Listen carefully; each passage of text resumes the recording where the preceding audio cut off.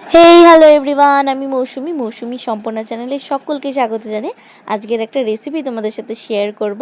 তো এই আইসক্রিমটা আমি দুদিন আগে বানিয়েছিলাম। তো চলো কিভাবে কি আইসক্রিমটা বানালাম সেটাই তোমাদের সাথে শেয়ার করি। এবার দেখে নাও কী কী নিয়েছি আমি। এখানে নিয়েছি হচ্ছে দুধ। এখানে কতটা করে দুধ আছে আমার ঠিক আইডিয়া নেই, দুটো আইডিয়া নেই কেন বলছি, এখানে লেখাই কোথাও আছে হয়তো। আর এখানে নিয়েছি হচ্ছে পিনাট, আমার কাছে কাজু নেই সেজন্য আমি নিয়েছি। তো যাই হোক, চিনিই তো লাগছেই, চিনিটা একটু কমই দেবো। আর একটা আম নিয়েছি, লাগলে পরে অ্যাড করে নেব। আর এখানে নিয়েছি হচ্ছে সিমুই, অল্প একটু নিয়েছি, পরে যদি লাগে আমি পরে নেব। তো চলো কীভাবে কী করছি অল্প অল্প করে সবটাই শেয়ার করছি।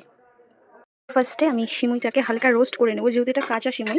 তোমরা চাইলে এটাকে মানে ভাজা সিমুই নিতে পারো। আমি নর্মালি একটু রোস্ট করে নেবো, একটু ঘি দিলেও হতো, একটা আমি কিছু দেবো না। এবার এলাচ তিনটে হালকা দিয়ে দিলাম। আর এখানে বাদামটা একটু রোস্ট করে নিয়ে ছোকলাটাকে ছাড়িয়ে নেবো। রোস্ট করে নিয়ে রান্না করে যাতে ছোকলাটা ছাড়ানো হবে আর কি। এর মধ্যে চিনিটাও আমি দিয়ে দিলাম, যেহেতু মিক্সিটা আমার একটু বড়ো, তো বেশি একটু জিনিসপত্র না হলে গুঁড়ো হবে না। তো ভাবলাম চিনিটাও এতে আমি দিয়ে দিই। দুধটা দিয়ে দিয়েছি, এখন আমি দুধটাকে আস্তে আস্তে জ্বালা নেবো। আমি জল বেশি খুব একটা এমনিতেও অ্যাড করিনি, তো এটাকে আমি এখন আস্তে আস্তে একটু ঘন করে নেবো। তার মধ্যে ওগুলো ঠান্ডা হোক, ঠান্ডা হতে আমি এটাকে গুঁড়ো করে নেবো। দেখো আমি এটাকে গুঁড়ো করে নিয়েছি। বাদামের ওই খোসাগুলো ছাড়াতে পারলাম না, তো যাই হোক আমটা দিলে কালারটা এমনি অলরেডি চেঞ্জ হয়ে যাবে, তো সেজন্য আমার দরকার নেই। এরকমভাবেই গুঁড়ো করে নিয়েছি। দেখতেই পাচ্ছ দুধটা অনেকটা ঘন হয়ে এসছে, মানে শুকিয়ে গেছে আর কি। তো এটাকে আমি আরেকটু সামান্য জাল দিয়ে নেবো। তার মধ্যে আমি এখানে আমটাকেও কেটে নিয়েছি, একটা আমি দিচ্ছি, জানি না কেমন কী হবে, যদি ভালো হয় অবশ্যই পরে আবার বানাবো। এটাকে আমি একটু পেস্ট করে নেবো। পেস্ট না করলে হাতে চটকে নিলেও হতো, পেস্ট করে নিলে কোনো লাম্পস থাকবে না আর কি। তো যাই হোক আমি এটাকে পেস্ট করে নিই। দুধটা অনেকটা ঘন হয়ে এসছে, আমি এখানে অল্প অল্প করে অ্যাড করবো, সবটা আগে অ্যাড করছি না, যদি লাগে পরে আরও অ্যাড করে নেবো।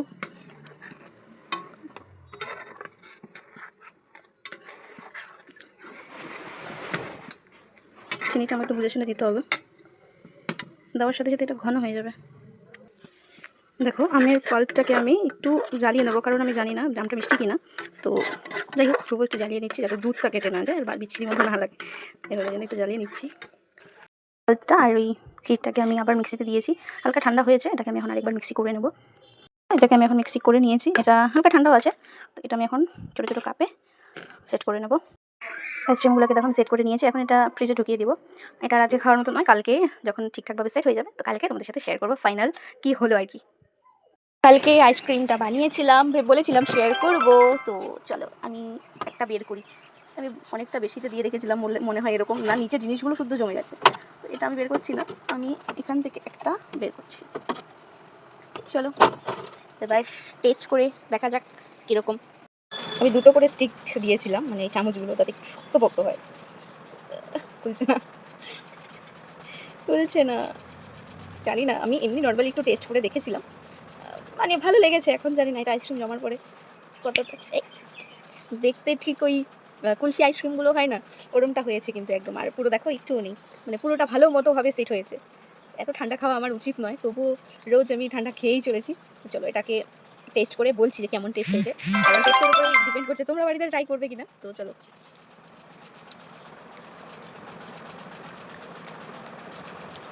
মিষ্টিটা হালকা কম হয়েছে, ঠিকই আছে, যত মিষ্টি খাওয়াটা ঠিকও না। তো না, মিষ্টি ঠিক আছে, প্রথম বাইটা বুঝতে পারিনি। আমি এই এরকম টাইপের ওই সিমুই দিয়ে আইসক্রিম মনে হয়, আমার যতদূর মনে হয়, একবার খেয়েছিলাম সাদা সাদা মতো।